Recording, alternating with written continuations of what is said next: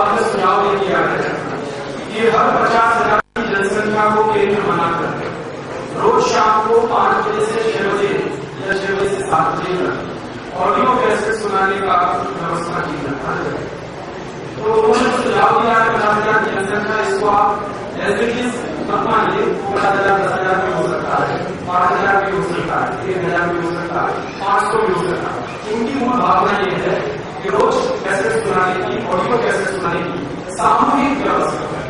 एक तो आप कोशिश करते हैं व्यक्तिगत रूप से कैसेट सुनाने की, ठीक है। एक ये कोशिश करते हैं कि वीडियो कैसेट केवल वो भी ठीक है। उन दोनों से अलग होता है तीसरा सुझाव है कि ऑडियो कैसेट को सामूहिक रूप से सुनाने की व्यवस्था है। तो कल जो कार्यक्रम के बारे में हमने चर्चा की है, आप में से जिनको भी संभव हो जो सामूहिक रूप से ऑडियो कैसेट सुना सकते हैं, 5,000, 500, 10,000, 10,000 जो भी संख्या हो वो मैं नहीं लगती है, लेकिन वो रेगुलर करके कार्यक्रम चला सके, वो चाहे 10 ही लोग मिलकर सुने, सामूहिक सुने, तो उनका करके कार्यक्रम के बारे में सुझाव तो आप से जिसको लगे वो उसको जरूर करें। अभी हम लोग संगठन की चर्चा कर रहे हैं।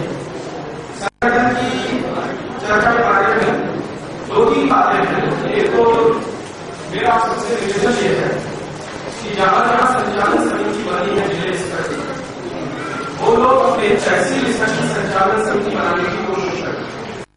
इससे 2 रास्ते हैं।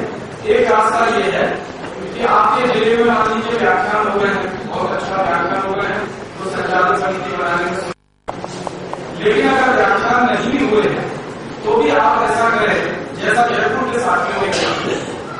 उन्होंने क्या किया, व्याख्यान कराए, एक अलग समिति बनाई जिसको एडहॉक कमेटी कहते हैं, और उसको आयोजन समिति का नाम दिया, और उस समिति में तो उसमें एक सामूहिकता तो नीति विकसित हुई। तो मेरा ऐसा मानना है कि जहां व्याख्यान हो जाए उसके बाद अच्छी व्यवस्थित संचालन समिति बने, बहुत अच्छा, लेकिन जहां व्याख्यान नहीं भी हुए वहां भी अगर ऐसी समय के लिए कोई सदस्य समिति ही बन जाए, कोई एडहॉक कमेटी ही बन जाए, काम ताकि शुरू हो सके। वो भले ही काम कैसेट सुनाने का शुरू हो, वीडियो कैसेट टीवी पर दिखाने का हो, पत्र बांटने का हो, घर घर जाकर स्वदेशी के संपर्क करने का हो, दुकानदारों से संपर्क करने का हो, कोई भी काम हो, लेकिन अगर वो हम चाहें तो एक एडहॉक कमेटी बनाकर भी शुरू करा सकते हैं अपने नजदीक के जिले में या नजदीक की तहसील, दोनों कोशिश कर सकते हैं। हमारा कोई पड़ोसी जिला है जहां पर आंदोलन का मान लीजिए कोई काम नहीं हो, तो वहां हम कोशिश करेंगे, और हमारा कोई जिला है वहां पर तो काम है लेकिन पड़ोस की तहसील है वहां कोई काम नहीं हुआ, तो वहां भी ये कोशिश करें एक एडहॉक कमेटी तो बन ही जाए, तदर्थ समिति बन जाए, और वो इस आंदोलन के बचाव काम को ही आपने मान लीजिए वो शुरू में यही संकल्प कर ले कि हम तो इस गाँव में 10 लोगों को कैसे सुनाएंगे, तो 10 लोगों को कैसे सुनाने का एक कार्यक्रम हो सकता है, या वो तय कर ले 500 घरों में जाकर ये स्वदेशी विदेशी पत्र बांटने तो भी एक काम करना है। कोई भी छोटे से छोटा काम शुरू किया जाए, तो अगर व्यक्तिगत प्रयास से कर रहे हैं कोई लोग, तो वो कई जगह मैंने ऐसा देखा है कि मैं गया और जाने के बाद मुझे पता चला कि हमें तो आपकी कैसे 6 महीने पहले मिली थी, और वो हमें अपने व्यक्तिगत प्रयास से इतने लोगों को सुनवाई है। तो उसी गाँव में मुझे नहीं व्यक्ति मिल गया, मैंने भी कैसे सुनी थी, मैंने भी उसको कई लोगों को सुनाया। अब ये 2 लोग जो अलग कर रहे हैं अपने अपने स्तर पर, अगर ये दोनों मिलकर करते तो शायद इसके रिजल्ट और ज्यादा निकल सकते।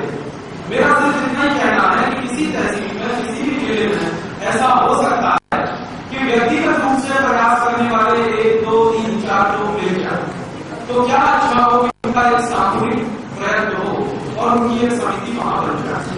और अगर उनको ऐसा लगता है कि नहीं साहब तदर्थ समिति बनाने की क्या जरूरत है, हम कोई संचालन समिति ही बना लेते हैं, तो मेरा उसमें कोई दुराग्रह नहीं है, वो चाहे तो बना। मेरा सिर्फ इतने कहने का है कि जैसे ही समिति बनती है तो जिम्मेदारी शुरू होती है। जब तक आप समिति नहीं बनाते तो थोड़ा गैर जिम्मेदारी से भी काम कर सकते हैं, लेकिन जैसे ही समिति तुरंत उसमें जिम्मेदारी आ जाती है और अकाउंटेबिलिटी उससे जुड़ जाती है, और अगर वो जिम्मेदारी का निर्वहन नहीं होता तो फिर तकलीफ आती।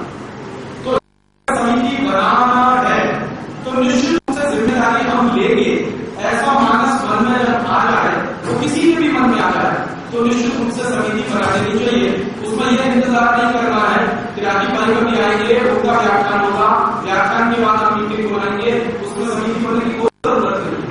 मेरा व्याख्यान हो या ना हो, लेकिन जिम्मेदारी लेने के लिए लोग अगर तैयार हैं तो उनकी समिति उस समय भी गठित की जा सकती है। तो ये जो नीतिगत बातें हैं वो मैं आपको बता रहा हूँ। संगठन बनाते समय कुछ नीतिगत बातों का जो ध्यान रखना है उस संदर्भ में ये कह रहा हूँ। एक बात तो ये कि जहां जहां जिले में संचालन समितियां बनी हैं वो अपने अपने तहसीलों में संचालन समितियां बनाने की कोशिश करें। उन तहसीलों में पहले कोशिश करें जहां व्याख्यान हो चुके हैं, और जहां व्याख्यान नहीं हुए हैं उन तहसीलों में कोई तदर्थ समिति बनाने की कोशिश करें। लेकिन अगर तदर्थ समिति बनाने वाले लोग तैयार हैं मानसिक रूप से जिम्मेदारी लेने के लिए, तो उनकी औपचारिक संचालन समिति भी बनाई जा सकती है और उसकी घोषणा की जा सकती है। उसमें इस बात का इंतजार कि मैं आऊंगा तभी वो समिति बनेगी और बैठेगी। एक जरूर बात कहना चाहता हूँ समिति बनाने के संदर्भ में, और वो जयपुर वाले ध्यान में रखकर मैं कह रहा हूँ, क्योंकि ये मेरा 10 साल का अनुभव है कि जैसे ही मैं कहीं आता हूँ व्याख्यान करने के लिए, व्याख्यान सुनते ही बहुत सारे लोगों में ऊर्जा आती है, और मैं उनसे अपील करता हूँ कि आप लोग अपने नाम पते दीजिए जो लोग इस आंदोलन में शामिल होना चाहते हैं। तो कहीं 50, कहीं 100, कहीं 200, 450 लोग तक नाम पते देते हैं, और उनको पहली प्रोग्राम तो सब आती जाते हैं। लेकिन बाद में क्या होता है कि मेरे वहां से खिसकते ही वो ऐसे गायब होते हैं जैसे गधे के सिर से सीधे, फिर बड़ी गिने चुने 2-3 सिर दिखाई देते हैं। तो वो बेचारे क्या सोचकर जिम्मेदारी लेते हैं, जैसे मैं आपको एक उदाहरण देता हूँ। मैं बेंगलोर गया, बेंगलोर में 2 सभा बड़ी सभा हुई, अब हमने अनाउंस किया, मेरी आदत है और मैं हर जगह करता हूँ कि जिनको भी आजादी बचाओ आंदोलन से जुड़ना हो उनको नाम पता देना है, तो 420 लोगों ने नाम दे दिए। 10,000 की भीड़ में से 400-450 लोगों ने नाम दे दिए, तो कोई वो अच्छा रेशियो नहीं है, फिर भी दिए। और पहली मीटिंग मैंने बुलाई उन सब, तो आपको मैं कहता हूँ कि 450 में से कुछ 380 लोग आती उस मीटिंग में, और उसमें मैं कहा कि हम संचालन समिति बनाते हैं, तो सबने खुशी खुशी से पूरा जिम्मेदारी लिया। और उसके बाद मैंने बेंगलोर छोड़कर कहीं दूसरी जगह चला। फिर मैंने महीने में बात फोन किया, क्या हाल है, सहयोग को फोन लगा, उन्होंने कहा कि वो सब गायब हो गया, सब गायब हो गया। अब मीटिंग बुलाते हैं कोई आता ही नहीं है उसमें, वही 4-5 लोग आते हैं जिन्होंने मेरे व्याख्यान के आयोजन के लिए एक हेडलॉक बेंगलोर में, वही लोग 4-5 गिने चुने हैं या 10 हैं, वो आते हैं, बाकी तो सब अभी नहीं आते हैं। तो उस दिन से मैंने एक सबक सीखा, और वो सबक मैं आप सबको कहना चाहता हूँ कि मेरे रहते हुए वहां पर जितने भी लोग मेरे आसपास घूम रहे हैं, कभी भी ये भरोसा मत करिए कि ये सब कार्य करता है। ये आपको कुछ कड़वी बात बता रहा हूँ, इसमें आपको कुछ खराब भी लगे तो उसको मान लीजिए कि ये कड़वा सच है कि मेरे वहां रहते हुए जितने लोग वहां घूम रहे हैं, बिल्कुल मत मान लीजिए कि वो सब कार्यकर्ता है। कार्यकर्ता 3 तरह के होते हैं, उनको हम अपनी भाषा में कहते हैं। एक तो ऐसे होते हैं कि जो राजीव भाई को चेहरा दिखाने आते हैं, देखो राजीव भाई हम बहुत सकते हैं, और राजीव भाई के आते आगे पीछे चालू हो जाते हैं। वो तो अच्छी बात है कि हमको सत्ता की लड़ाई नहीं लड़ रहे, लेकिन पता नहीं क्या कर और कुछ होते हैं जो आधे अधूरे से होते हैं, वो आएंगे तो थोड़े चार्ज हो जाएंगे, मेरे जाने के बाद 3 घंटे में चार्ज रहेंगे, 2 घंटे रहेंगे, 3 घंटे रहेंगे, फिर उसके बाद थोड़े घंटे हो जाएंगे। 3 ऐसे कार्यकर्ता जिनको मैं सच्चा कार्यकर्ता मानता हूँ कि मैं गया या नहीं गया, वो अपनी धुन में लगे हैं और कुछ ना कुछ कर रहे हैं। वो भले ही रोज शाम को 1 घंटे को समझा लेकिन कुछ कर रहे हैं। ऐसे कार्यकर्ताओं की संख्या सबसे और कार्यकर्ता बड़ी होती है। मैं आपको बता दूं कि कार्यकर्ता कम होते हैं, सहयोगी उससे ज्यादा होते हैं, और समर्थक सबसे ज्यादा होते हैं। कैटेगरी मैंने बताई वो सब हमारे समर्थक है, ऐसा मानिए। दूसरी कैटेगरी जो मैंने बताई वो हमारे सहयोगी है, ऐसा मानिए। और तीसरी और आखिरी वो कार्यकर्ता है, वो ऐसा मानिए। तो जब भी आप कोई काम ले अपने हाथ में, कार्यकर्ताओं की संख्या और शक्ति को ध्यान में रखें, सहयोगियों की शक्ति और क्षमता को ध्यान रखकर आप काम हाथ में ना उठाना, नहीं तो आपको बड़ा धोखा फिर आपको बहुत तकलीफ हो सकती है। तो अगर आपके पास 2 ही कार्यकर्ता है तो 2 कार्यकर्ता की शक्ति, अपनी क्षमता, अपना उनका जो विश्वास है उसको ध्यान में रखकर हाथ में उठाए, 10 हैं तो वो अपनी शक्ति क्षमता का ध्यान रखकर काम आपको, 20 हैं तो वो ध्यान रखें। जब भी आप कोई काम करेंगे ये बात आप गांठ बांध लीजिए। आजादी बचाओ आंदोलन का कोई भी काम आप अपने गांव में, जिले में, नगर में, तहसील में जहां भी करना चाहते हैं तो जो कार्यकर्ता है उनकी ताकत के आधार करिए, सहयोगियों का उसमें सहयोग कीजिए, समर्थकों की संख्या जुटानी हो तो समर्थकों की संख्या जुटाइए, लेकिन काम हाथ में अपनी शक्ति बढ़ाइए। उससे आपको कभी भी निराशा नहीं होगी, क्योंकि आपको उसके परिणाम का अंदाजा पहले ही होगा, और वो परिणाम का अंदाजा आपको पहले होगा तो आप दोबारा जो है विश्लेषण नहीं करने पड़ेंगे, कुछ तो हुआ नहीं तो वो असर होता है। पिछले 200-250 साल की गुलामी में काफी कुछ शुरू किया, उसमें आदमी का आत्मविश्वास ज्यादा नहीं है, उसको खुद को भरोसा नहीं कर सकता, तो चूंकि आत्मविश्वास टूट गया है लोगों का, उस आत्मविश्वास की वजह से ये संकट हमें अक्सर देखने पड़ते हैं। और समाज का काम जो थैंकलेस जॉब, तो थैंकलेस जॉब में तो इसी तरह की परिस्थितियां हमेशा रहती है। आप पूछोगे आज की किससे रही, आज की किससे रही, गांधी जी के जमाने में भी ऐसे गांधी जी नहीं पहुंचे तो चेहरा दिखाने वाले एक लाभ भी होते, और गांधी जी वहां से चले आए तो काम करने वाले कोई मंजूर नहीं हुआ। और गांधी जी ने जब ये नमक सत्याग्रह का कार्यक्रम हाथ में लिया था, इतना बड़ा आंदोलन हाथ में लिया। एक पत्रकार ने पूछा, क्योंकि गांधी जी नमक सत्याग्रह के लिए निकले सेवा को साबरमती आश्रम से, और आश्रम से निकलते समय 72 कार्यकर्ता उनके साथ थे, और गांधी जी का संकल्प ये था कि आश्रम तब तक वापस नहीं लौटूंगा जब तक नमक का कानून नहीं छोड़वा दूं। संकल्प बहुत बड़ा, कार्यकर्ता से 72 थे।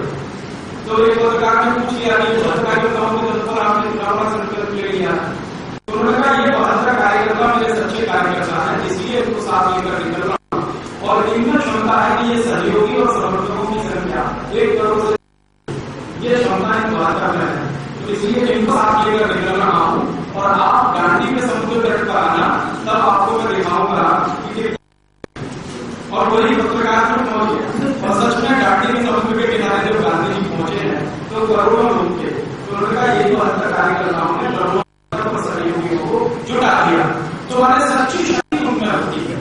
तो ऐसे कार्यकर्ताओं की पहचान बहुत आसान है। आप किसी के चेहरे को लिखा, चेहरे को किसी के लिखा, लेकिन उससे चाल ढाल से पता चल जाएगा, उसके हाव भाव से पता चल जाएगा, बात करने के तरीके से पता चल जाएगा, और कुछ और तरीके भी होते हैं जिनको आप धीरे धीरे सीख जाएंगे अपने अनुभव से। एक तो बात है जो मैं सब जगह कॉमन होती है, आपको बता देता हूँ, जो कार्यकर्ता सबसे ज्यादा ये कहने की कोशिश करे कि मैं बहुत क्रांतिकारी हूँ, मैं ये कर दूंगा, समझ लीजिए वो सबसे ज्यादा बोगस है। और जो आपसे ये कहे कि मैं 24 घंटे लगाने को तैयार हूं, सब छोड़कर ये करे, उससे भी बड़ा वो कार्यकर्ता नहीं है, वो बीमार है मानसिक, क्योंकि सब छोड़कर वो इस काम में लगने की बात कर रहा है, इसका मतलब वो कहीं कुछ नहीं कर रहा। ये अगर वो कहीं कुछ कर रहा होता तो ये कभी शब्द नहीं निकलते। तो आप उसको जरा ध्यान रखिए, ऐसी कुछ चीजों से आप जजमेंट करेंगे, और फिर अगर आपको और थोड़ा गहराई से पहचानना हो तो छोटी सी एक जिम्मेदारी देकर देखिए, जो मैं सब जितनी इस काम में लगा सकता हूँ, या ऐसा कर दूंगा 24 घंटे में क्रांति कर दूंगा, 48 घंटे में मेरे पास तो होता है, और उनको सबको पढ़ता रहना, छोटा छोटा एक काम है, और एक काम दिया आपके महीने पर चेहरा नहीं, वैसे कहते हैं कि डायनामाइट फोटो कहाँ लगाना, और एक छोटा सा काम दे दिया तो फिर चेहरा नहीं कर देना। मैंने कहा कि अच्छा ठीक है, डायनामाइट तो लगाइए, साल बाद तो ये स्वदेशी विदेशी के पत्र बांटा, उससे वो नहीं होता, 10 जाकर स्वदेशी विदेशी के पत्र बांटने का काम नहीं होता, बात करें आगे के पास में।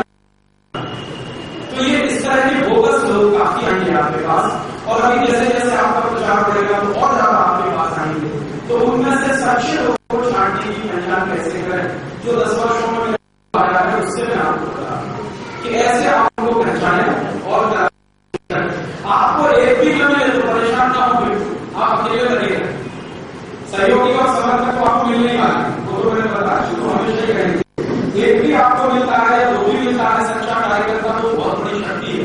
मैं तो ज्यादा कल्पना करता ही नहीं, मेरी तो एक छोटी सी कल्पना है कि हिंदुस्तान में 5,76,000 गाँव हैं, और हर 5 गाँव के बीच में एक सच्चा कार्यकर्ता कार्यकर्ता हमें चाहिए सच्चे। वो 1 लाख कार्यकर्ता हिंदुस्तान में 10 करोड़ समर्थकों को खड़ा कर देंगे और वही 1 लाख कार्यकर्ता कम से कम 5 करोड़ सहयोगी जुटा देंगे। तो 1 लाख हमारे लिए बहुत ज्यादा है, सफिशिएंट है। तो ऐसी कोशिश हम जब करेंगे कार्यकर्ताओं को जुटाने की, तो उसमें जो बातें तो मुझे लगता है कि आपको निराशा नहीं आएगी।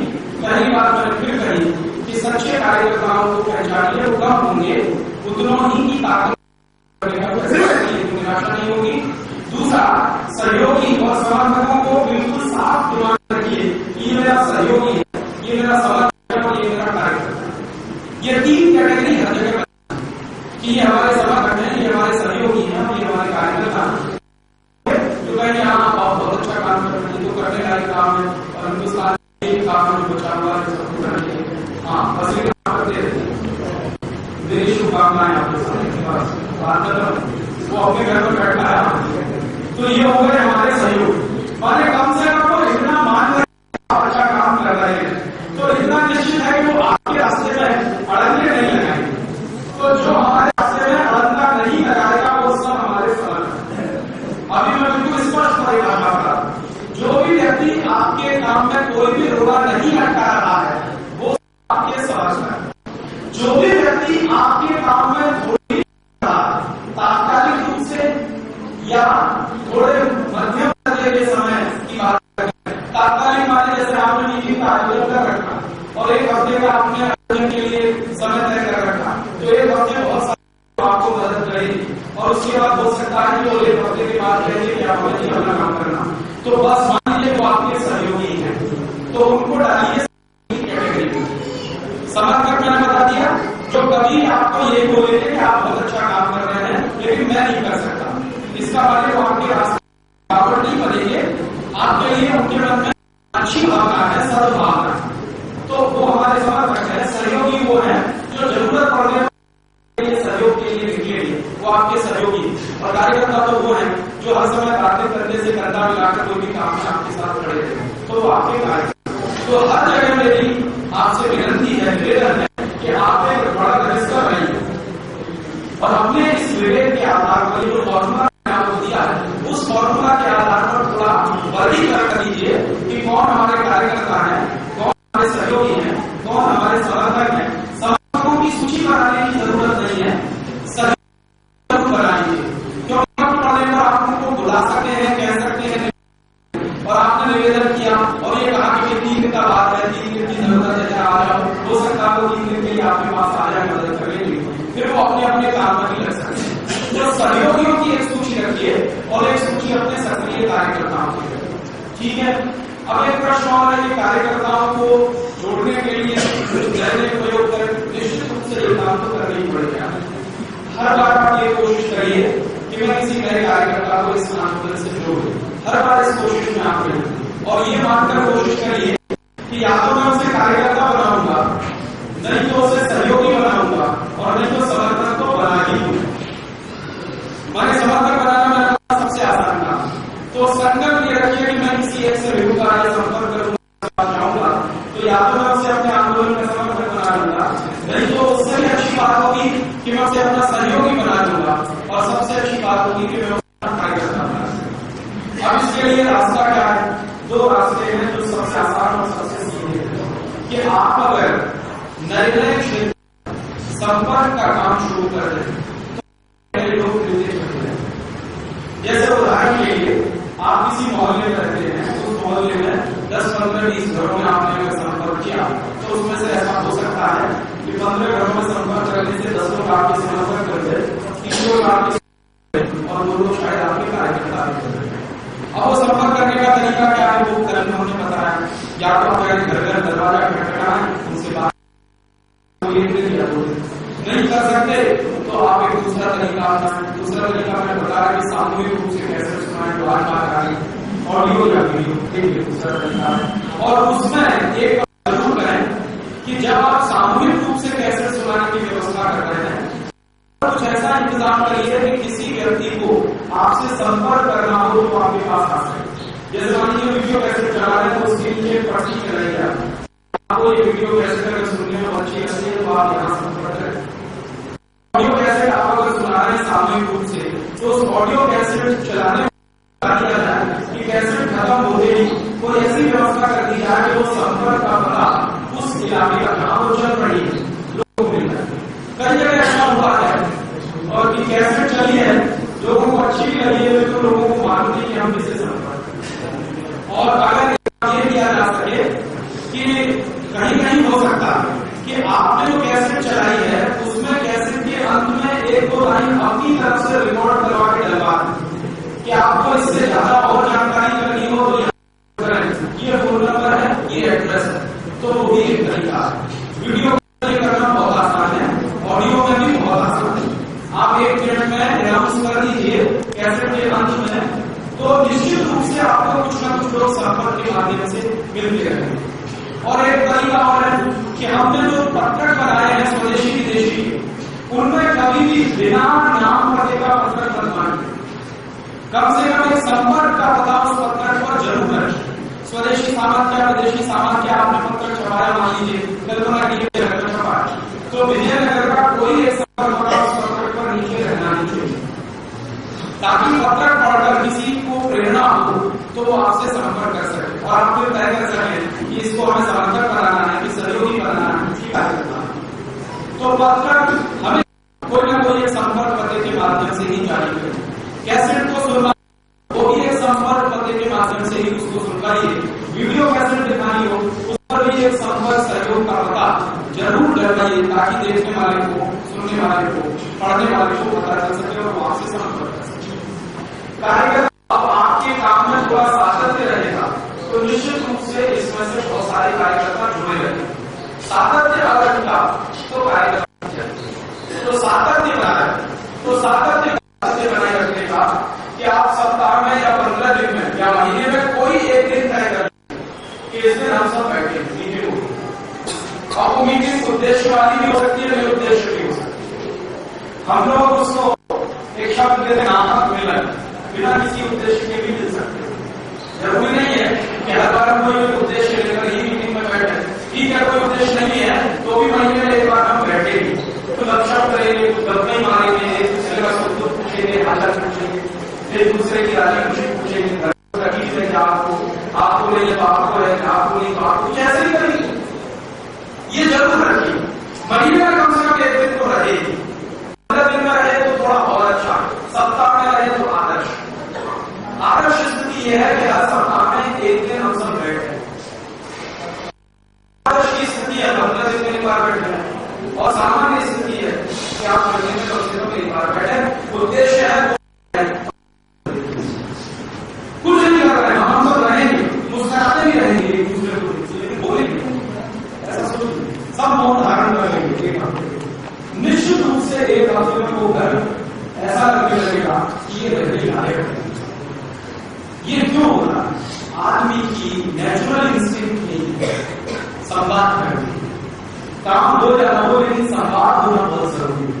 घर में बहुत सारी चीजें हम संवाद में करते हैं, सब काम के लिए थोड़ी करते, बहुत सारी बात आप कभी एक दिन ऑब्जर्व करिए अपने आप, अपने साथ अपने बच्चों की बातें, अपने साथ अपने घर के दूसरे लोगों की बातें, पति पत्नी के बीच की बातें, भाई बहन के बीच की बातें, माँ बेटे के बीच की बातें, बेटा बेटी के बीच की बातें, ये सब के बारे में आप ऑब्जर्व करिए और निश्चित रूप से आप ये मानेंगे कि 90% बातें निरंतर की है, 10% ही उसमें सार्थक है, लेकिन फिर भी हम कर रहे हैं क्योंकि वो संवाद हमें रखना एक दूसरे के साथ। तो नामक मिलन भी हम अगर कर रहे हैं तो वो थोड़े समय के लिए किसी को लग सकता है कि ये तो निरंतर काम है, लेकिन वो निरंतर काम भी जरूरी है, ताकि हम ये जो 10 लोग हैं जुड़े तो रहें। जुड़े रहेंगे तो आगे कभी चलने के लिए भी प्रेरित हो जाए। जुड़ना टूट गए तो वो बहुत मुश्किल हो जाए।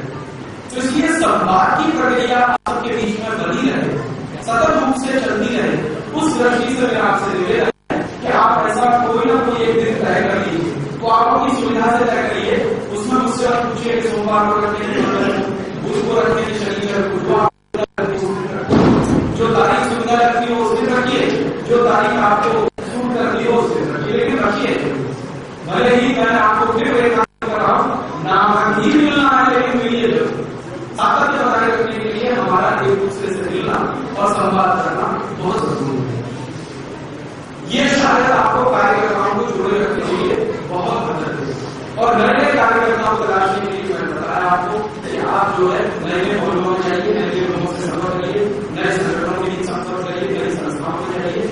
अपनी बात समझाइए, उनको समझने की कोशिश करिए। कभी भी इस बात का आग्रह पहली बात मत रखिए कि वो आपकी सब बात पहली बार नहीं माने। ये मानकर जाइए कि वो हमारी 10 में से एक बात मानेंगे या 2 बात ठीक है, वो एक बात मानेंगे 10 में से 2 भी मानेंगे, 3 भी मानेंगे, 50 भी मानेंगे, फिर सबकी सब भी मानेंगे। कई बार ऐसा भी हो जाता है कि हम जाते हैं और ये मानकर कि मैं आज ही उसको पूरा स्वदेशी बना के चलाऊंगा, ये तो भी नहीं होगा। आप ऐसा मान के जाइए कि आज मैं उसको सिर्फ इतनी बात करूंगा कि ये पैसे नहीं पीना चाहिए, वो नहीं पीना चाहिए, ये भी कल्पना करके मत जाइए वो पैसे को छोड़ ही देगा।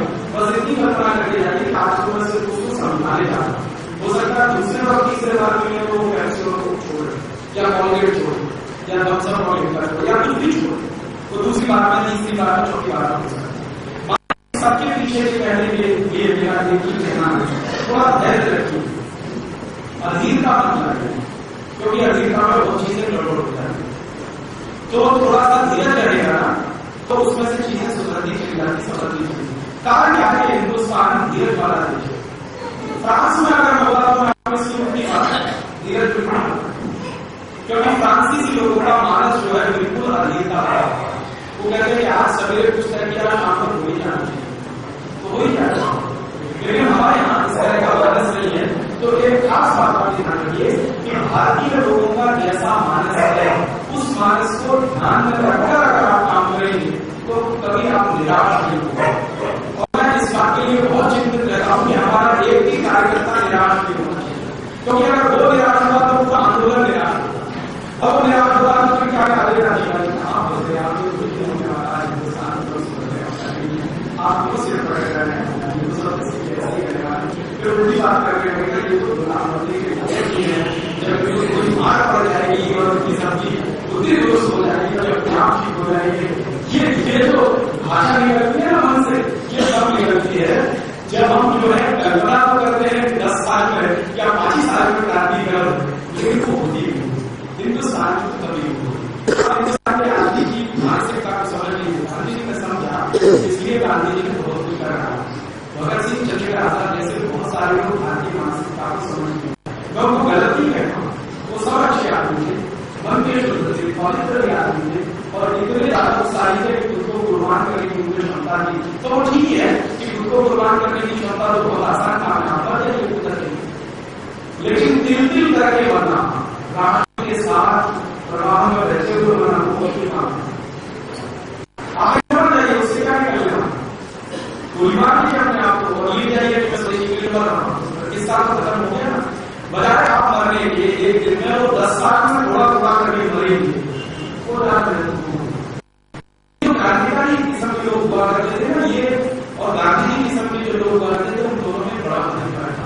गांधी जी 10 साल धीरे धीरे क्योंकि मानसिकता हमारी ऐसी है और ये चंद्रशेखर भगत सिंह जैसे लोग एक क्षण में मरने में विश्वास रखते थे, क्योंकि उनकी मानसिकता दूसरे तरह की थी कि मास ऑर्गेनाइजेशन ना भगत सिंह के पास था, चंद्रशेखर के पास था, ना ये हमारे उनके पास था, शशिकांत सानिया के पास था, ना अशफाकुल्लाह के पास था। इनके सबके मैंने इतिहास के अंतिम प्रश्न भी निकाल के देखे हैं। तो किसी के संगठन में 15 लोग, किसी के संगठन में 20 लोग, किसी के संगठन में 25 लोग, किसी के संगठन में ज्यादा 50 लोग, 55 लोग, 60 लोग, बस इस तरह के। और वही गांधी जी का देखता हूँ तो 1920 में ही 1 करोड़ सदस्य बना रखते थे कांग्रेस, चवन्नी ले लेके 1 करोड़ मेंबर थे। तो ये फर्क क्या है? ये फर्क यही है कि गांधी जी का जो मानना था वो हिंदुस्तानी मानसिकता को ध्यान में रखने वाला था। अब हिंदुस्तानी मानसिकता को अगर समझना चाहें तो एक चीज हमेशा याद रखिए, चाणक्य की कहानी आपने सुनी, चाणक्य की कहानी आपने सुनी है और चाणक्य के पूरे जीवन के शुरू के दिनों की कहानी है। तो बहुत लोग अपने अपने तरीके से कहते हैं, वो चाणक्य को भी आप थोड़ी देर के लिए सुन जाइए, ऐसा मानिए कि वो हिंदुस्तानी ऋषि और वो जा रहा है पत्थर एक लगा हो, वो पत्थर से ठोकर लगने पर गिरता। अब वो सोचता है कि मेरे घर में कितने लोग हैं जो इस पत्थर से ठोकर काट गिर, किसी ने पत्थर उठा के बाहर फेंकने की कोशिश की, क्यों नहीं? और फिर वो देख रहा है दूसरे दिन आगे कि मेरी तरफ और भी गिर रहा है, तो मुझे बताएंगे और कुछ लोग के रास्ते से निकलते। आप ध्यान दें, वो है पत्थर पर ठोकर लग के गिरता, सोचता है कि मेरे पहले जाने वाले पत्थर का टुकड़ा उठाकर क्यों नहीं गिरता। और दूसरे दिन आकर जब वो देखता है तो क्या देखता है कि पत्थर के बगल के रास्ते को बना लिया कुछ लोगों ने और उधर से निकल गए। मैंने पत्थर उखाड़ने की बात नहीं कर रहे हैं, अपना एक नया रास्ता जो पत्थर के बगल से जा रहा है उसको बना रहे हैं। ये है भारतीय मानसिकता। और इसको मैं आज की परिभाषा में कहूं कि हम हिंदुस्तान में ये कल्पना करेंगे तो ये कभी शायद 1000 साल में पूरी नहीं होगी कि मैं जब वादा कहता हूं ना 4000 विदेशी कंपनियों के मालिक के हिंदुस्तान में 4000 कारखाने भी हों तो उनके साथ जाकर एक बम गिरा दिया जाए, ये हिंदुस्तानी कभी नहीं करेंगे। वो ये कहेंगे कि ये 4000 कारखाने बढ़ चुने में जाए, हम तो अपने 4000 नए कारखाने चलाकर उनका माल नहीं लेंगे, ये अपने आप बंद हो जाए। ये भारतीय मानसिकता। ये जो बहिष्कार है ना वो भारतीय मानसिकता से निकला हुआ हथियार है और उन कारखानों को बम से उड़ा देना ये भारतीय मानसिकता के बाहर की चीज। तो भारतीय मानसिकता के बाहर की चीज अगर आप करने की कोशिश करेंगे तो उतनी ही कर पाएंगे जितनी आपकी शक्ति है। दूसरों की मदद आपको नहीं मिलेगी उसमें। और भारतीय मानसिकता के साथ मिलकर अगर आप कोई काम करने की कोशिश करेंगे तो दूसरों की मदद आपको मिलेगी। तो ये हमने बहुत सोच समझकर बहिष्कार की बात शुरू की है। बहुत लोग कहेंगे कि आपने तो कोई दूसरा काम किया होगा, हमने वो भी करके देखा। शुरू के दिनों में अति क्रांतिकारी काम हमने की कोशिश करके देखी, चलो ये पर्ची का ब्रांड बन रहा हो, वो बन रहा हो, ये बन रहा हो, वो बन रहा हो, और उसके लिए बाकायदा मनोमान का संगठन भी बनाया, एक बलगानी दस्ता भी बनाया हमने, जो मरने में विश्वास रखते हैं, मरने से एक्सपेक्ट भी नहीं करते, वो सब हमने किया। लेकिन अंत में नतीजा हमने यही देखा, हमारे उस काम में मास पार्टिसिपेशन कभी नहीं हुआ, कभी नहीं हुआ। हम जो थे उतने ही लोग मिलकर कुछ करना, लेकिन हम ये चाहे कि हजारों लाखों लोगों का हिस्सेदारी इसमें नहीं हुआ। तो हमने थोड़ा रास्ता बदला और वो फिर समझा चाणक्य घटना थी ना, उससे मुझे बहुत सीख मिली। ये पत्थर का टुकड़ा उखाड़ कर देते हैं, शायद ये हमारी मानसिकता नहीं, एक नया रास्ता बनाने के लिए वो हमारी मानसिकता है। तो ये बहिष्कार के माध्यम से नया स्वदेशी का रास्ता बनाए ये बहुत संभव है हिंदुस्तान में, बजाय इसके 4000 विदेशी कंपनियों के कारखाने हम बहुत आसान है। लेकिन ये हिंदुस्तानी मानसिकता से मेल नहीं खाता है, इसलिए थोड़ा सा मानता। और जो चीज हिंदुस्तानी मानसिकता से मेल नहीं खाएगी उसको आप देश में कभी भी जड़ तक नहीं ले जा सकते। ये मेरा पिछले 10 साल का अनुभव है। तो आप इस आंदोलन में ऐसी कोशिश कभी न करें जो भारतीय मानसिकता से मेल ना खाती हो। अगर कोशिश करेंगे तो तकलीफ में आप करेंगे। तकलीफ क्या होगी? मुझे इस बात की चिंता नहीं कि पुलिस आपको पकड़ेगी, आप जेल में जाएंगे, वो कोई तकलीफ। मुश्किल आपको ये होगी कल तो आपको बधाई देने वाले पड़ेंगे। जैसे मैं आपको उदाहरण देता हूँ, हमारे कई कार्यकर्ताओं ने पिछले साल बहुत जोश में आकर गुजरात के कुछ शहरों में, उत्तर प्रदेश के कुछ शहरों में नर्सी बोला के शोरों में आकर फीड भी दिया।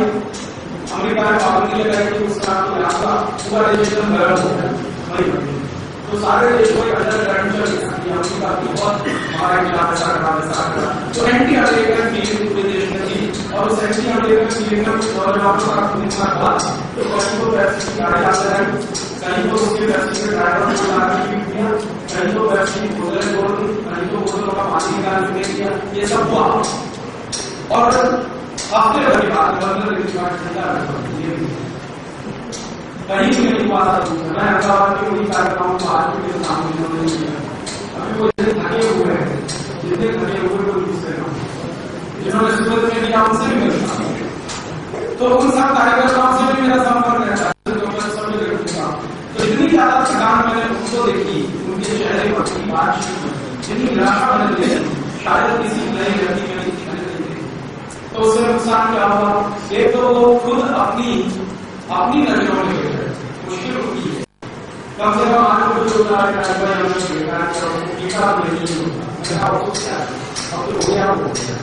अरे हमने कम से कम ये नहीं किया, पता क्या चला? पता ये चला कि नर्सी का उसमें कुछ भी नुकसान नहीं, क्योंकि हर एक बोतल इंश्योर्ड है।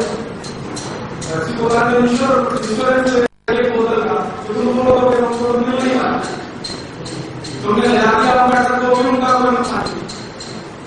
तो हम जो दुश्मन को नुकसान चाहते थे तो कुछ भी नहीं हुआ। तो वो एक तो अपनी नजरों में गिरे, दूसरा समाज के लोगों ने उनको गुंडा कहना शुरू कर दिया। ये जो सब सुनने लोग हैं जाके तोड़ करते हैं, मार देते हैं। हिंदुस्तान में मारपीट जो है सबसे बड़ा वो है सामान्य, ये कानूनी अपराध है या नहीं है उसकी मैं भाषा नहीं बोलता। अगर कहीं मारपीट हो गई तो हिंदुस्तान में बड़ी बात है, उसकी चर्चा हो रहा है, समाज में उसकी बड़ी चर्चा हो रहा है। लोग इससे बचने की कोशिश करते हैं कि मारपीट तो नहीं होनी चाहिए, ये तो आपत्ति करते हैं। हम तो अपने खुद विरुद्ध विचार वाले को भी मार पीटते हैं, तो उसका ऐसा नेगेटिव पूरे देश में वो प्रसारण हो रहा था। आपने आपको गाली गलत काम किया, भले तो आपके विरोधी विचार का था, उसने आपको गाली भी मारा पीटा, ये नहीं चलता है, ये कभी बर्दाश्त ही नहीं है। तो जो चीज हमें बर्दाश्त नहीं है वो आप कभी तो इन 2-3 बातों को थोड़ा ध्यान रखेंगे तो मुझे ऐसा लगता है कि कई काम आपके साथ के माध्यम से बहुत अच्छे कर पाएंगे। कार्यकर्ताओं के बारे में कुछ चीजें ध्यान रखें और कार्यकर्ताओं को संगठन में शामिल करने से। अब एक बात और मैं कहना चाहता हूँ कि जिसको आप संचालन समिति में लें सुना तो निश्चित रूप से एक तो जो कार्यकर्ता है उन्हीं की संचालन समिति सहयोगी और समर्थन को आप बुलाइए, जरूरत पड़ने पर बुलाइए, लेकिन ऐसा कोई जरूरी नहीं कि वो आपके संचालन समिति में शामिल हो। वो आपके सहयोगी है, समर्थक है, जब जरूरत होगी आपके पास आएंगे। संचालन समिति में उन्हीं को रखिए जो कार्य करना है और सबके कार्य करना है, वो 2 हैं, 3 हैं, 5 हैं, 10 हैं, 15 हैं, उससे कोई महत्व एक भी है तो भी हमारे लिए संचालन समिति है और उसमें शर्म करने की बात नहीं है तो है तो ठीक। उसमें दूसरा एक बात ध्यान रखिए, जो संचालन समिति में कार्यकर्ता शामिल है उनको कुछ न कुछ समय इस काम में लगाना, उस दृष्टि से एक नियम बनाना कि जो भी कार्यकर्ता है उसको अपनी प्रेरणा से सप्ताह में 1 घंटा, 15 दिन में 2 घंटा या महीने में 4 घंटे या महीने में 1 दिन इस काम के लिए लगाना ईमानदारी। जैसे वो जीवन के बहुत सारे काम करता है अपनी पूरी ईमानदारी और तत्परता के साथ, वैसे ही इस काम के लिए भी वो जीवन का कुछ न कुछ समय लगा है ईमानदारी और। तो समय दान हर कार्यकर्ता के लिए जरूरी है। अब वो समय निकालकर भाषण देने जाता ठीक है, समय निकालकर पत्र बांटने जाता है, समय निकालकर कैसे सुनाने जाता है, समय निकालकर किसी को वीडियो कैसे दिखाने जाता है, समय निकालकर पुस्तकें देने जाता है, कुछ नहीं करता समय निकालकर हस्ताक्षर कराने जाता है, और कुछ नहीं करता तो समय निकालकर 5 मिनट दूसरों से चर्चा करने के लिए आता है। वो सब हमारे कार्यकर्ता है। तो एक तो समय दान सबके लिए जरूरी है और दूसरा कि बन सके उतना, इसमें बहुत बुरा करते हैं, बन सके उतना वो स्वदेशी धारण करता है, उसकी जितनी शक्ति और क्षमता है उसके अनुसार वो स्वदेशी धारण करता है।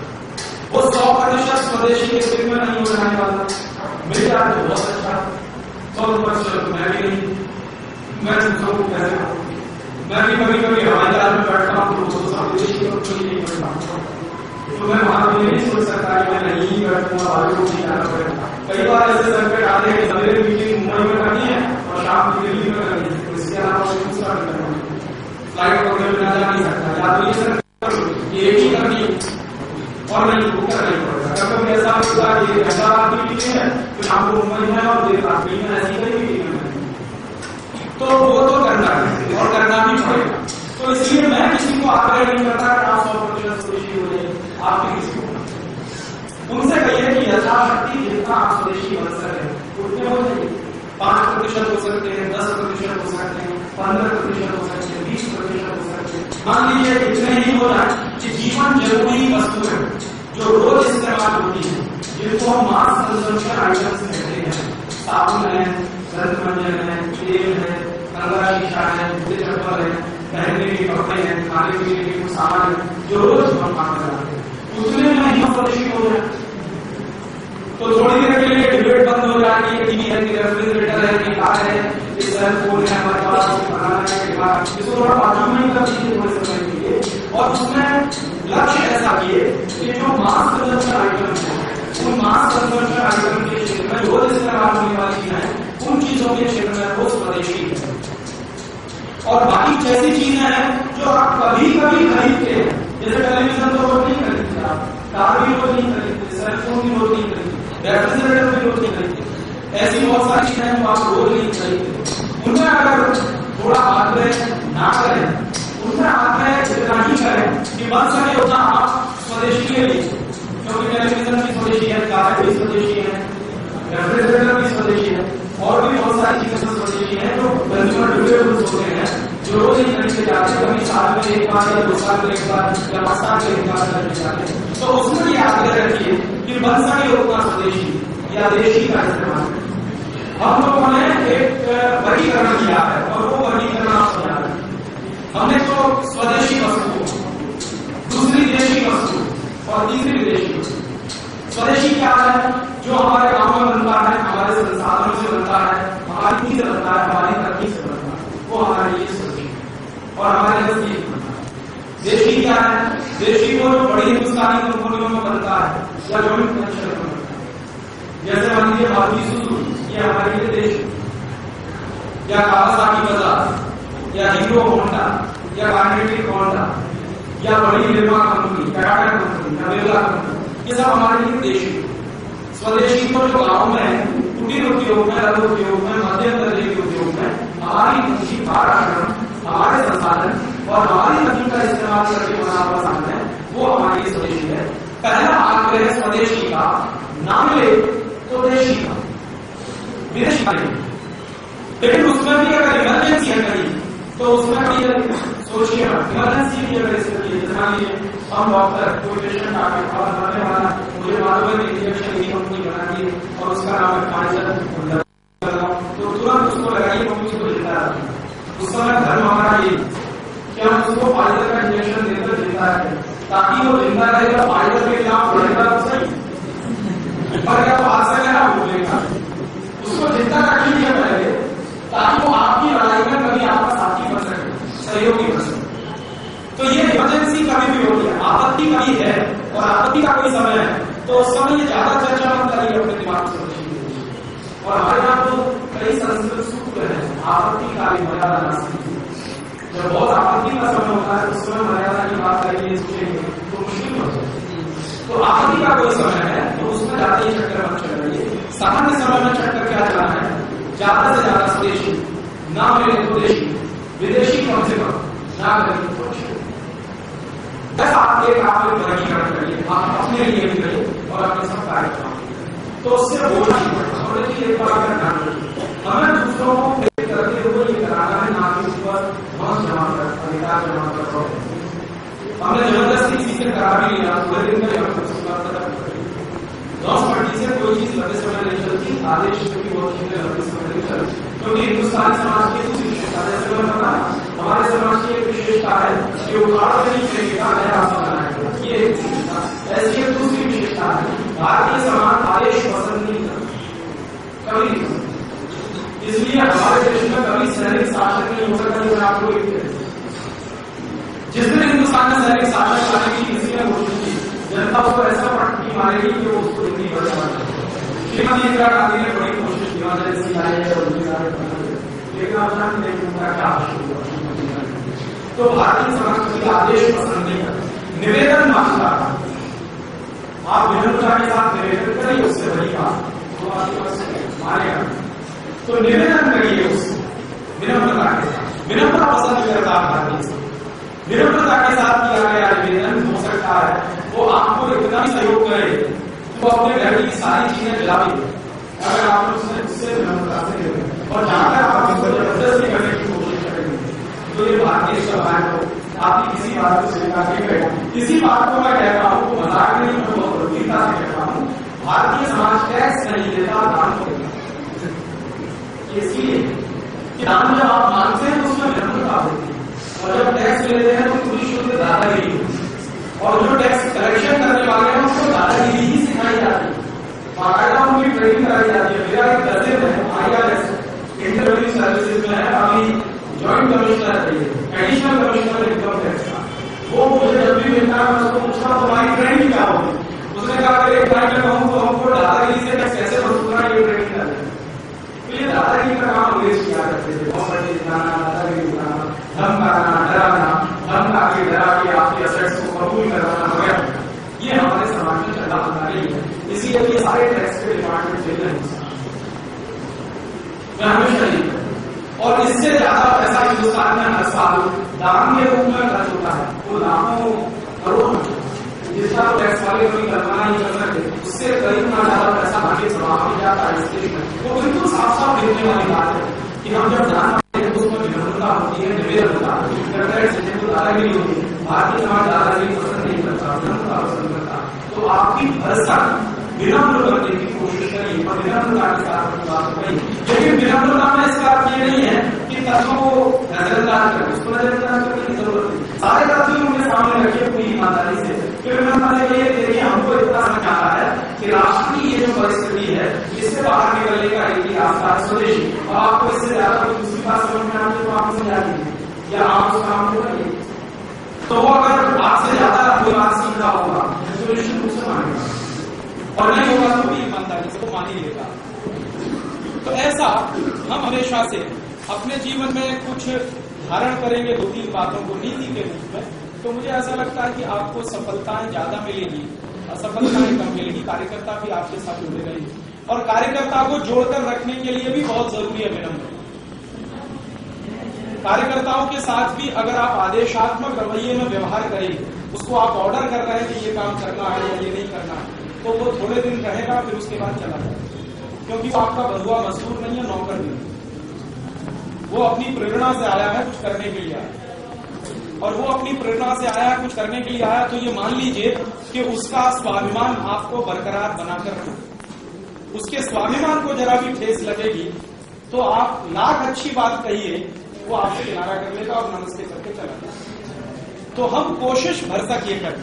मैं ये नहीं कहता कि सब लोग आदर्श होते हैं, आदर्श तो कभी होता नहीं दुनिया में, लेकिन फिर भी अगर हम ये ध्यान रखें कि हमारे हर एक कार्यकर्ता का स्वाभिमान उतना ही है जितना मेरा, वो छोटा या बड़ा कुछ नहीं होता, सबका स्वाभिमान बराबर का होता है। तो उसके स्वाभिमान को अगर आप बराबर पहचान कर रखेंगे, अपने स्वाभिमान को भी बराबर पहचान कर रखेंगे, तो वो जो है बात बैठती रहेगी, आपकी और उनका संवाद बहुत गहरा होता जाएगा और उनका और आपका काम करने का जो तरीका है वो शायद बहुत साबिसे वाला होता जाएगा। तो ऐसी कुछ कुछ छोटी छोटी बातें अगर आप ध्यान रखेंगे संगठन बनाने में तो बहुत अच्छी होगी। और एक बात और ध्यान करिए कि कभी भी इस तरह की कोशिश मत करिए कि ये सब काम हम अगले करवा लेंगे, आजादी बचाओ आंदोलन, ऐसा नहीं होगा इस देश में, क्योंकि हमें मालूम है हमारी शक्ति कितनी है, हमें ये भी मालूम है दूसरों की शक्ति कितनी है। तो कोशिश हम ये भी कर सकते हैं अगर आपको लगे तो, उसमें मेरा कोई आदेश नहीं है, मैं सिर्फ निवेदन कर रहा हूं कि आपको ऐसा लगता है कि हमारे गांव में कोई दूसरा या हमारे गांव में कोई दूसरी संस्था भी है और वो भी कुछ इस तरह के काम में मदद कर सकती है, जरूर उनकी मदद करें। उस समय ये मत सोचिए कि उनका झंडा कौन सा है, हमारा झंडा कौन सा है, उनकी पार्टी कौन सी है, हमारी पार्टी, इसी चक्कर में हिंदुस्तान बर्बाद है। हम कभी इतिहास में ये पढ़ते रहे हैं कि इस देश के राजा महाराजा एक दूसरे से लड़ते थे, लेकिन मिलकर अंग्रेजों से नहीं लड़ते, एक दूसरे से तो लड़ते थे। जोधपुर वाला जैसलमेर से लड़ लेगा, जैसलमेर वाला जोधपुर से लड़ लेगा, दोनों मिलकर अंग्रेजों से नहीं लड़ते। ये हमारे देश की बर्बादी की कहानियों में एक बड़ा वो है ना अध्याय, ये सब हमने पढ़ा है ना कि हिंदुस्तानी राजा महाराजा आपस में बहुत लड़े, एक दूसरे की मारा काटी भी की है और एक दूसरे की चुगलियां भी अंग्रेजों से की है। अंग्रेजों से मिलकर अगर लड़े होते तो शायद 1760 में ही अंग्रेज भाग गए होते देश में। और ऐसा होता रहा है कि एक राजा लड़ रहा है, दूसरा उसके बाजू में है, वो निसंकोच जो है शांत बैठा हो, उसको ये चिंता नहीं है कि कल कोई अंग्रेज हमको भी आके पीटे। अगर ये रहा होता तो बड़ा काम हो गया होता इससे। तो वो गलती आप मत करिए। बहुत सारे संगठन है इस देश में, बहुत सारी संस्थाएं भी है इस देश में, शायद हजारों की संख्या में होंगे और उनमें लाखों कार्यकर्ता भी होंगे पूरे देश में। तो अगर कोई संगठन, संस्था या कोई व्यक्ति जो आपको लगता है कि इस तरह के काम में मदद कर सकते हैं, जरूर मदद लीजिए, क्योंकि हमें हिंदुस्तान को स्वदेशी के आधार पर अगर खड़ा करना है, फिर से पुनर्निर्माण करना है इस देश का, या इस देश की नई कहानी कहनी है, जैसा कि हम हमारे गीत में गाते ही, तो वो नई कहानी आप अकेले नहीं कह पाएंगे, आप अकेले लिख भी नहीं पाएंगे, क्योंकि आपकी उतनी क्षमता नहीं है, उतनी शक्ति नहीं है। तो हमारी क्षमता और शक्ति का अंदाजा अगर हमें हमेशा रहेगा तो उससे हमें दूसरे काम करने में काफी सुविधा मिलेगी। मजदूर संगठन है हमारे देश में, उनको संपर्क में लीजिए। कर्मचारियों के संगठन है, उनको संपर्क में लीजिए। डॉक्टरों के संगठन है, उनको संपर्क में लीजिए। चार्टर्ड अकाउंटेंट के संगठन है, उनको भी संपर्क में लीजिए। मैं तो यहां तक कहता हूं जातियों के संगठन है, वहां भी जाइए। हमें अपनी बात कहने के लिए कहीं भी जाना, हम ये नहीं कहेंगे कि ये जातियों के संगठन है, ये सामंतवादी मानसिकता वाले हैं। ठीक है, वो अपने लिए सामंतवादी मानसिकता के हो सकते हैं, लेकिन हम हमारी बात कहने के लिए उनके बीच में नहीं जाएंगे जो जातियों के संगठन। आपको हंसी आएगी, मैं एक बात कहने जा रहा हूं, हंसीएगा बाद में, पहले उसको सोचिए। मैं अगले महीने मुंबई में हिजड़ों की एक सभा करने जा रहा और उन्होंने मुझे इन्वाइट किया। अब हमारे कार्यकर्ताओं में मारामारी मची है कि राजीव भाई वहां कैसे जा सकते। मैं तो वैश्याओं के बीच में भी जा सकता हूं अपनी बात कहने, क्योंकि हमें अपनी बात कहनी है। कौन जाने उनमें से किसी को ये बात प्रेरित हो रहा है और वो अपने तरीके से कुछ करने लगी है। मुंबई में 5,000-5,500 हिजड़े हैं जो समय समय पर अपने काम के लिए घूमते ही रहते हैं और वो गीत भी गाते हैं। तो मैं तो उनको ये गीत सिखाने की कोशिश करूंगा कि वो जाएंगे तो हमारा गीत गाएंगे, उनको तो गीत गाना ही है। और जिस घर में जाएंगे उसमें वो अगर 2 बातें ये भी कह देंगे कि भाई बहुत अच्छा है, आपके घर में बेटा बेटी पैदा हुई है, हमारी शुभकामनाएं, अब आप स्वदेशी भी अपनाइए, इतनी भी वो बोलेंगे तो 5,000 मुंह से स्वदेशी तो निकलेगा और वो 5,000 लोग जो है अच्छा प्रचार भी कर सकते हैं। हर एक में संभावना है इस देश में। आजादी के आंदोलन की कहानी आप पढ़िए, कितनी वैश्याएं थी जो महात्मा गांधी को डोनेशन लाके देती थी, कितनी वैश्या जिनका जिक्र गांधी जी ने अपने उसमें किया, लेखों में किया, नाम लेकर जिक्र। हिंद स्वराज के लेखों में गांधी जी ने लिखा है, यंग इंडिया के लेखों में लिखा है, उनका जो संपूर्ण कलेक्शन है वो मैंने 2-3 बार देखा है, पढ़ा है। तो एक बार मुझे होता आशीर्वाद, पता नहीं कितने लोगों के नाम लिखा है कि वो वैश्या, वो वैश्या, वो ऐसा है, लेकिन वो तो आती है, मुझको तो सोना देके जाती है, वो तो आती है, चंदा भी देके जाती है और वो कहती है कि आजादी के आंदोलन में हमारा बड़ा भारी योगदान। और कई तो ऐसी वैश्याएं रही हैं जिन्होंने बहुत क्रांतिकारी काम किए। अंग्रेजी बड़े बड़े अधिकारियों को, जिनको हैंडल करना क्रांतिकारियों के लिए मुश्किल था, उनको मारा, रास्ते से हटाया। तो माने मेरा ऐसा कहना कि समाज का कोई भी आदमी अनुपयोगी नहीं है, समाज का कोई संगठन अनुपयोगी नहीं है, समाज की कोई संस्था अनुपयोगी नहीं है। छुआछूत मत करिए, ज्यादा छुआछूत करेंगे तो आप अकेले पड़ेंगे। और अगर हमें ये काम 20-25 साल में करना, जैसा कि मैंने कहा, तो ये 20-25 साल में तो ये तभी होगा जब आपकी बात और आपका काम बहुत सारे दूसरे संगठन भी करना शुरू हो, तब आप 20-25 साल में ये करें। और हमारा उद्देश्य क्या?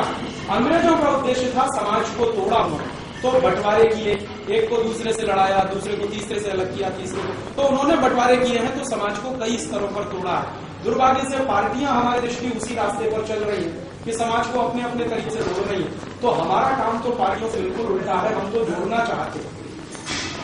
आजादी के पहले समाज को जोड़ने में आजादी आंदोलन का एक बड़ा भारी योगदान था, तो आजादी के बाद इस समाज को जोड़ने में आजादी बचाओ आंदोलन का एक बड़ा योगदान हो, ये हमारा आदर्श है और ऐसी कल्पना हम करते हैं। तो समाज के सभी वर्गों का इसमें योगदान मिले। मैं तो आपको एक ऐसी छोटी बात बताता हूँ, कुछ लोग तो उसमें चिंता करते हैं। मुंबई की मेरी कई मीटिंगों में डॉन और माफिया कहलाने वाले लोग, एक दिन तो ऐसा हो गया, मैं एक मीटिंग में भाषण देके मंच से नीचे उतरा और सामने बैठे हुए कुछ लोग, मैं तो नहीं जानता कौन, जैसे ही मैं उतरा उसने कान में आके कहा कि मेरा नाम छोटा है। तो बगल वाले का तो सूख गया, ये छोटा राजन कहां से है? और उसने ऐसे ही बहुत सहजता से आकर कहा कि राजीव भाई मेरा नाम छोटा राजन है। तो मैंने सहजता से हाथ मिला लिया। हमारे बाजू वाले कह रहे राजीव भाई आप जल्दी चलिए। मैंने कहा क्यों भैया, वो सामने से आया है, अपना परिचय दे रहा, इसका माने वो सदा शैता में आया है, वो मुझे मारने नहीं आया। और फिर वो बोल के गया। आज का व्याख्यान सुन के मैं आपको बोल के जाता हूँ कि मेरे घर में पेप्सी नहीं आएगी, कोका नहीं आएगी। तो उसने पेप्सी को बंद कर दिया, अपना पिलाना बंद कर दिया, पिलाना बंद कर दिया। और ऐसे ही एक दूसरी घटना हुई, पप्पू कलानी का नाम शायद आपने सब सुना। एक बार उल्लासनगर में सभा करने पहुंच गया, उसका भाई और उसकी दोनों सभा में बैठे। तो जैसे ही वो अंदर घुसे तो हड़कंप जैसा मच गया, तो पता नहीं कहां से आगे कौन। तो मुझे पता नहीं था, मैंने पूछा कि भाई क्यों ये अफरा तफरी है? तुरंत राजीव भाई वो धीमे से बोला वो पप्पू कलानी का भाई है, वो उसकी भाई। तो मैंने कहा ठीक है भाई, रही तुम्हें बैठे, तुम्हें क्या तकलीफ है? वो सुनने आया, सुने तो कुछ अगर मिल जाएगा वो लेके अपने घर जाएंगे। और वो सभा के बाद उसकी बहन का मेरे पास पत्र आया, पप्पू कलानी की बहन का, और उसने कहा कि मेरे भाई को मैंने जेल में, वो जेल में है, तो जेल में मैंने पत्र लिखा और जेल में उसने पेप्सी पीने को। तो हम लोग कभी अगर ऐसी बातें ध्यान में रखें कि हर व्यक्ति में सुधरने की गुंजाइश है, हर व्यक्ति में राष्ट्र के लिए कुछ करने की गुंजाइश है, ये अलग बात है कि उसको मौका मिला तो उसने किया, नहीं मिला तो किसी दूसरे रास्ते पर चला गया। यही लोग जो आज आपको बड़े डॉन लगते हैं, माफिया लगते हैं, या समाज के काले धंधे करने वाले लोग लगते हैं, अगर हमें क्षमता हो तो यही लोग राष्ट्र का काम करने वाले भी साबित कर सकते हैं। गांधी जी की इस बात से मैं हमेशा सहमत हूँ। गांधी जी अक्सर कहते थे कि हृदय परिवर्तन होता ही है, आप चाहे माने या ना माने, और हृदय परिवर्तन मैंने होते हुए देखा। मैं तो अभी एक एक्सपेरिमेंट करके आ रहा हूँ, अपने लिए मैंने किया। एक दिन मैं आपका ही जेल गया भाषण, आपको राजी एक सेंट्रल जेल है, वहां गया भाषण, और वहां मेरे मित्र हैं जो डीआईजी हैं, मुझे जानते हैं, पहचानते हैं। मैं उनको कहा कि जेल में भाषण देना चाहता हूँ, वहां तो बड़े खतरनाक 30 मर्डर हुए, 25 ठीक है, लेकिन अभी वो सुधर रहे हैं के अंदर, तो उनसे भी बात करेंगे। तो मैंने वहां भाषण दिया और 3-3.5 मिनट से बड़े शांति से सुना, किसी ने भी एक चूक की आवाज नहीं की। भाषण करवाने के बाद उनमें से एक कहा हुआ, उसने कहा कि आपकी बात सुनने से हमको समझ में आया कि हमसे बड़े बड़े जो मर्डर वो कहीं और है। हमने तो 30 लोगों को मारा, एक तो ऐसे बोलने लगा। आपकी दूसरे का आपने भी कहा कि विदेशी कंपनी आने से लाखों कारखाने बंद हो गए, करोड़ों मजदूर बेकार हो गए, तो ये जिन्होंने करोड़ों मजदूरों को मारा वो हमसे बड़े मर्डर। हमने 30 का बात किए थे, और यहाँ तो एक फाइनेंस मिनिस्टर के हस्ताक्षर से हिंदुस्तान में करोड़ों घर बर्बाद हो गए, जिनकी रोटी रोटी छिप गई। उसका आज में आपने 30 मर्डर किए, 14 की जेल में जो बंद है, हमेशा वो बंद रहने वाला है। उसकी बुद्धि रखिए, पढ़ाने का नहीं है, वो तो कहने लगा कि मैं बहुत कम अपराधी हूँ, दूसरे अपराधी तो दूसरे हैं। और वो क्या कहने लगा कि आप लोग उन्हीं अपराधियों की पूजा करते हैं, उन्हीं को दोबारा बनाते हैं, उन्हीं को तिलक लगाते हैं, उन्हीं को वोट दे के आते हैं, जरूरत पड़ी तो उनको नोट भी आप देते हैं कि हमारा वोट भी ले जाओ, नोट भी ले जाओ, जीत जाओ, फिर संसद में पहुंच जाओ, फिर ऐसा कोई समझौता कर दो, फिर करोड़ों लोगों को उसमें बर्बाद कर दो। तो बात सही है। तो ऐसा ये जो 2-3 बातें मैंने कही, ये आप सिर्फ ये कहने के लिए कही कि किसी से छुआ दूसरे लोग हैं, दूसरे व्यक्ति हैं, दूसरे संगठन हैं, संस्थाएं, उनकी क्षमता है, उनकी ताकत है, शायद आपसे ज्यादा होगी, कुछ आपसे कम भी हो, तो उनका भी पूरा इस्तेमाल हो। इसे और शब्द नहीं मैं कहूंगा, उनका भी समाज के इस बड़े आंदोलन में सहभाग वो हमारे लिए बहुत जरूरी है। और अगर हम इसको एक आंदोलन बनाना चाहते हैं, जिसका नाम आजादी बचाओ आंदोलन हमने रखा, ये आंदोलन तभी बनेगा जब जन जन का सहयोग इसमें होगा। तो अगर हमें जन आंदोलन बनाना है और पूरे भारत की पुनर्रचना की शुरुआत करते हैं, नया समाज का सपना लेते हैं, तो ये तभी संभव होगा। तो ये कुछ बातें अगर आप रखिए, कार्यकर्ताओं का संगठन बनाते समय, संचालन समिति बनाते समय, तो ये आपके लिए बहुत काम आएगी। और इसके बाद भी आपको जो तकलीफ होगी, संगठन बनाने के काम है, संचालन समिति बनाने के काम है, किसी और काम है, तो 25 पैसे का पोस्ट कार्ड डिसीजन को मैं कहीं भी रहूँ, आप शिक्षिता दीजिए मेरे नाम पर। जो कि मैं जहाँ भी रहता हूँ पहुँच ही जाती हूँ, और मैं जहाँ भी रहता हूँ वहीं से आपको जवाब दे सकता हूँ। तो संकोच मत करिए, कभी भी इस बात का संकोच मेरी तरफ से मत करिए, भाई को परेशान करना। कुछ लोगों को ऐसा संकोच हो जाता है, वो संकोच में चिट्ठी भी नहीं होती, वो ऐसी चिट्ठियाँ आती है वहाँ पर, हमारी एक चिट्ठी हो जाएगी और किसी को परेशानी हो। ये परेशानी झेलने के लिए कोई काम नहीं किया है। अगर ये परेशानी से बाहर निकलना होता तो कोई दूसरी जिंदगी बिताता, वो जिंदगी छोड़कर इस जिंदगी में आया। ये सब झेलने के लिए मानस बनाकर कोई ऐसे अचानक से नहीं आता। तो आप ऐसा कुछ सोच मत करिए कि उनको कोई तकलीफ होगी, परेशानी होगी, क्योंकि आपकी चिट्ठी नहीं आएगी तो तकलीफ और परेशानी हो जाएगी। आपने संकोच को कोई बात मुझे कही नहीं, और वो बात के मान लीजिए कोई बड़ा नुकसान कर दिया, तो वो तकलीफ बड़ा भारी आपके लिए। तो कोई छोटी बात हो या बड़ी बात हो, आपको मुझे कहने का संकोच नहीं होना चाहिए। मेरे और आपके बीच में कहीं से कोई दूरी रह गई जिससे आपको ऐसा लगे कि ये बात तो बड़ी बड़ी बताने जैसी नहीं है, ये बात मुझसे कहने जैसी नहीं है, आपको लगती है मेरे लिए बहुत गलती हो, और मैं हो सकता है कि उससे बाहर निकलने का सुझाव दे सकूं या अपने अनुभव से सीखा हुआ कुछ काम करता। तो वैसा आप बराबर ध्यान रखिए, कोशिश करिए शायद हम एक बेहतर संगठन और संचालन समितियां बनाकर इस काम को आगे आपकी बात करें। इस संगठन की चर्चा के बारे में आपसे कहना था, कई लोगों ने जो सुझाव दिए उनमें एक सुझाव और महत्वपूर्ण बढ़कर सुना था। एक सुझाव ऐसा आया है कि हम ज्यादा से ज्यादा सदस्यता अभियान चलाएं। ज्यादा से ज्यादा सदस्यता अभियान चलाएं, हमारे वहां सहयोग से सबको मेंबर बनाएं, कर सकते हैं। और सदस्यता अभियान चला सकते हैं, उसमें आपका लगता है कि ज्यादा लोगों को सदस्य बनाने की मुश्किल हो जाएगी, हमको ठीक से हैंडल कर पाएंगे, तो कुछ प्रयोग करके देखिए, कहीं ज्यादा सदस्य बनने के बाद आपकी क्षमता बढ़ ही सकती है और दूसरा भी हो सकता है, दोनों है। तो आप करके देखिए, अगर आपको ऐसा लगता है तो जरूर करिए। कुछ इलाकों में जहाँ की संचालन समिति थोड़ी अपने आप को ज्यादा मजबूत समझती है, तो उन्होंने मास लेवल पर कैंपेन किया मेंबरशिप। और मेंबर कैसे बनाए, हर एक आदमी को मेंबर, आपका क्या मेंबरशिप फीस लेने का फीस कहीं मत रखें, क्योंकि हमने आज तक परंपरा नहीं बनाई। अगर आपको लगता है तो सिलेक्शन काम दे डोनेशन दे तो क्या नहीं, मैं तो कहना चाहता हूँ ठीक है, महीने में तुम्हारे लिए 50 रुपये का ₹10 का ₹10 ₹1 देना संभव नहीं हो जाएगा, लेकिन फीस जैसे आपसे कहेंगे कोई कंपल्शन बनता है और डोनेशन आप कहेंगे ऑप्शनल है। तो हम तो भारतीय ग्राम विश्वास को ध्यान देकर वो फीस एक तरह का टैक्स ही है। आज के बाद लोगों का आंदोलन की 500 रुपये साल की फीस है, अब मैं जाऊँ अब आप में 20 आप कहिए कि फीस नहीं सुन रही है, तुम आ जाओ, तुम्हें कारों को दान करना नहीं हो तो काम करना।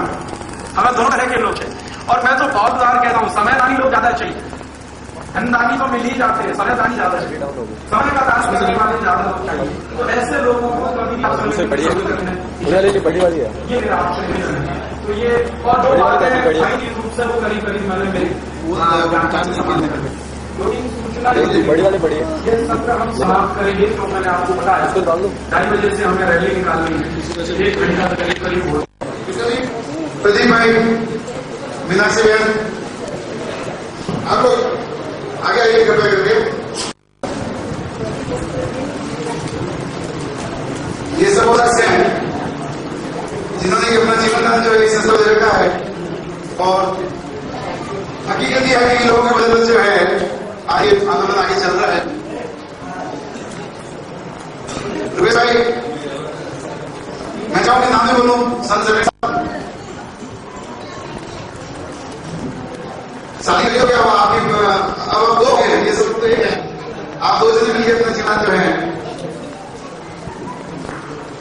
मार्गदर्शन के अंदर जो है आप सबको मिल जाएंगी। और इसके साथ ही हम जितने कार्यकर्ता आए हैं और जिन्होंने रजिस्ट्रेशन कराया है उन सबकी हमने वो कंप्यूटर में निकाली है, सिटी वाइज कमेटी, वो भी लिस्ट आपको साथ में मिल जाएगी। मैं साथ ही को धन्यवाद देना चाहूंगा, इन्होंने जो है पिछले सितंबर से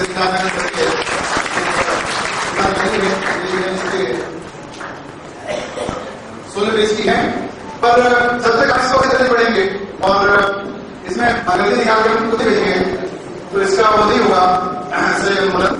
अब मैं पहले जो अजय विश्वनाथ के साथ हैं इनका सम्मान करना चाहूंगा। सबसे पहले कावड़ जी चलेंगे, सबसे पहले कावड़ जी सम्मान करना चाहूंगा, पूरे टोला क्योंकि यहाँ था तो मैंने तो जरूर से पकड़ा है। 1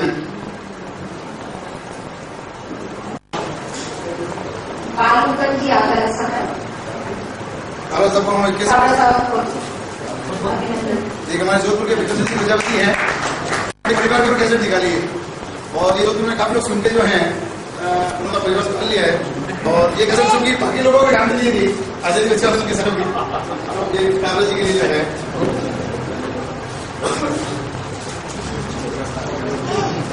अब शर्मा के हस्ताक्षर दोनों हाथ में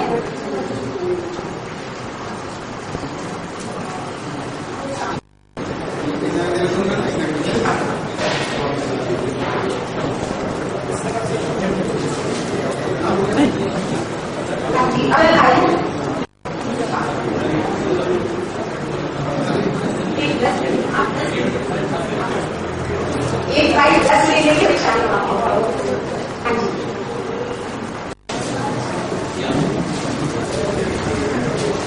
आप साथ आइए।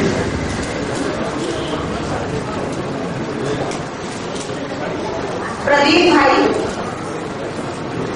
आपके स्वागत के लिए राजेश चूड़ा, राजेंद्र जी चौधरी यहाँ पे हो, नीचे उनका टेलीफोन और भी नाम गोपाल भंडारी, राकेश खन्ना, प्रकाश भाई जी, नीचे कर चला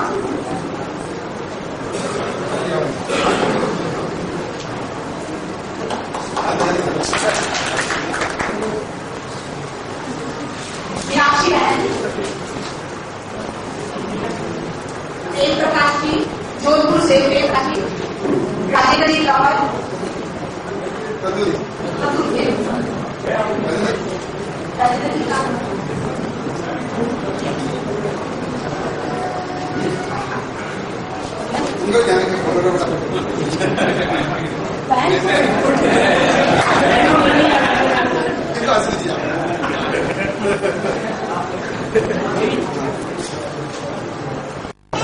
ईश्वर सिंह जी, कुमाराराम जी, पार्वती आकाश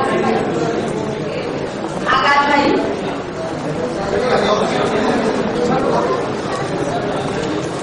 श्याम जी अवस्थी, राम किशोरी भूमरा,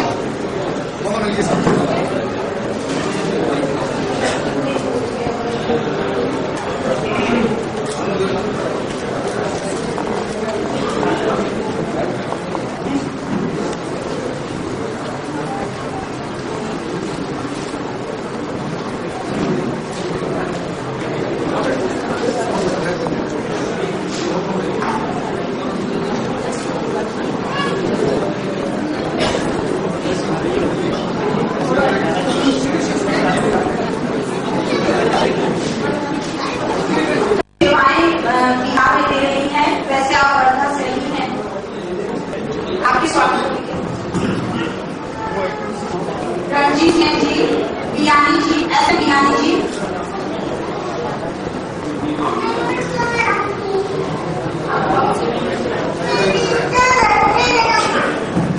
राजीव भाई के स्वागत के लिए पूरा जोधपुर के सारे साथी लाइन में से पीछे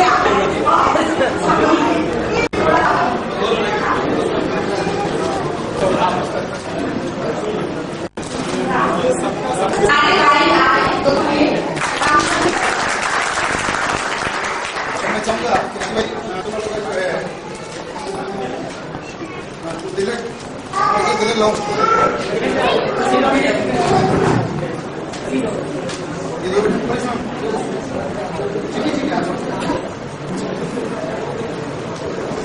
लाइन लगा के खड़े हो जाए अभी लगा के अपने जगह बैठ जाए भंडारी साहब, ठीक है। तो बाकी सब लोग पीछे हो जाते हैं, चैनल जो है सब देख सके।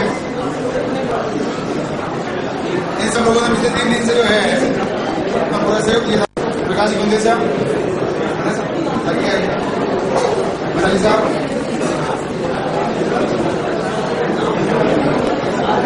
तो बाकी सब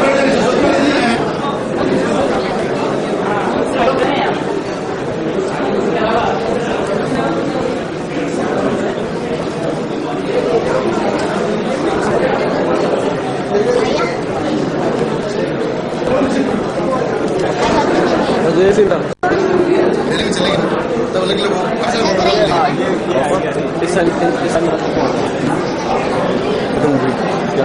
बैटरी की कैसे लाइट आ रही है, लाइट आ रही है।